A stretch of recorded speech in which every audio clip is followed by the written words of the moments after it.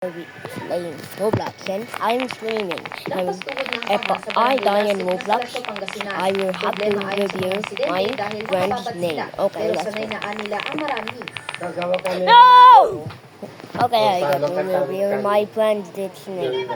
Digits, because digits are live. Okay. Ayon sa My Barangay friend's Council name ay may dikes sa likurang bahagi ng kinatatayuan Gusto ngayon. and Kaya naman Planet, nakapagtataka Son kung bakit Lodi and binabaha Alta itong lugar na ito. Sa isinagawang assessment ng Barangay Council, natukmasan nila na mayroon palang tagas yung floodgate dito sa naturang dike. Kaya naman dumediretso dito sa lugar na ito yung tubig mula sa ito. Nakamonitor ang opisyal ng barangay Sitokton dahil nga po sa pagtaas ng ating kalisada, dahilan din po ng pag-stock ng tubig sa ating mga kabahayan. At isa din po yung kakulangan ng drainage. Habang si Nanay Florentina inilagay sa ligtas na lugar ang mga alagang baboy.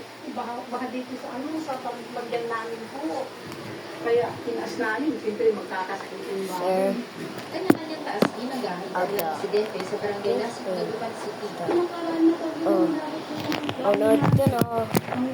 So that. Kung anong libo kong kalsada, ganun din ang taas po dito yung parang bagyo.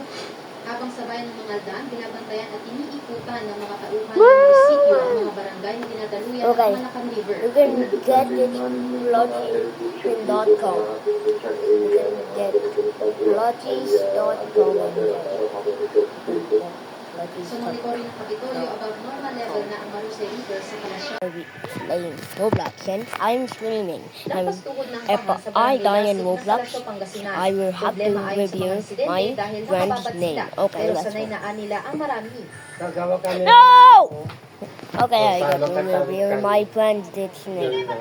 Digits, because digits are live. Okay. Ayon sa My Barangay friend's Council name ay may dikes sa likurang bahagi ng kinatatayuan Gusto ngayon. and Kaya naman Planet, nakapagtataka Son kung Lodi bakit and binabaha Alta itong lugar na ito. Sa isinagawang assessment ng Barangay Council, natukmasan nila na mayroon palang tagas yung floodgate dito sa naturang dike. Kaya naman dumediretso dito sa lugar na ito yung tubig mula sa ito.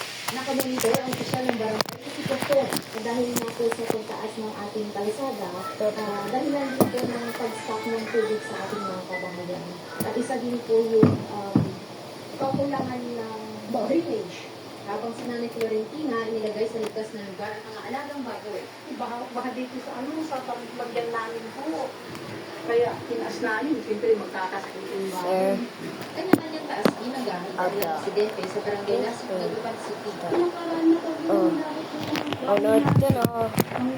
So that. Kung anong libo kong kalsada, ganun din ang taas po dito yung parang bagyo.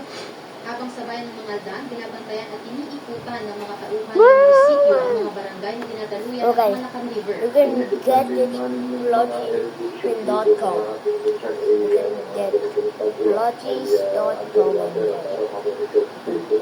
Sa monitoring ng Kapitolyo, about normal level na ang Maruse River sa Kalasya.